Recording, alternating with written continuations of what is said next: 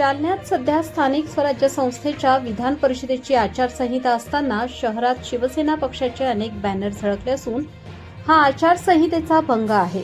त्यामुळे प्रशासनाने कारवाई करण्याची मागणी काँग्रेसचे जिल्हाध्यक्ष कल्याण दळे यांनी केली। दिनांक 27 रोजी शिवसेनेचे नेते खासदार श्रीकांत शिंदे यांच्या उपस्थितीत संवाद दौरा आढावा बैठक ठेवण्यात आली होती। सध्या आचारसंहिता सुरू आहे, मात्र असं असलं तरी शिवसेनेने आचारसंहितेचा भंग करत शहरात एका हॉटेलच्या परिसरात अनेक बॅनर लावले आहेत। त्यामुळे प्रशासनानं डोळेझाक न करता यावर कारवाई करावी अशी मागणी काँग्रेसचे जिल्हाध्यक्ष कल्याण दळे यांनी केली आहे। प्रबंधभूमी महाराष्ट्र न्यूजसाठी प्रतिनिधी सुनील भारती, जालना। यामध्ये प्रशासनानं आमच्या सगळ्या चौकातले असणारे बॅनर प्रशासनानं आमच्या आचारसंहितेच्या नावाखाली त्या ठिकाणी काढून टाकले।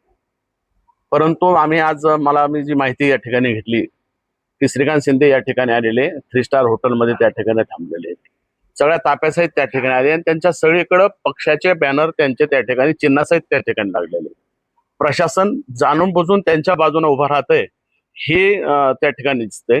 आणि एकीकडे पंतप्रधान म्हणतात की डिझेल वाचवा, पेट्रोल वाचवा, कमी खर्च करा, पण हे फक्त तुमच्या पुढे मीडिया समोर फक्त एखाद्या कुठल्या तरी ट्रेननं जाताना कोणीतरी दिसतंय, मोटरसायकलवर विधान भवनामध्ये फक्त दाखवण्यासाठी त्या ठिकाणी दिसतं, पण प्रत्यक्षात हे प्रचंड खर्च हा शेतकऱ्यांचा खर्च ते त्या ठिकाणी शासकीय योजनामधून त्या ठिकाणी करतात। आज शेतकरी मोठ्या प्रमाणामध्ये या ठिकाणी अडचण येते। पेट्रोल पंपावरती डिझेल आणि पेट्रोलसाठी शेतकऱ्यांच्या प्रचंड रांगा असताना सुद्धा या ठिकाणी हे सरकार संवेदनशील त्या ठिकाणी नाही।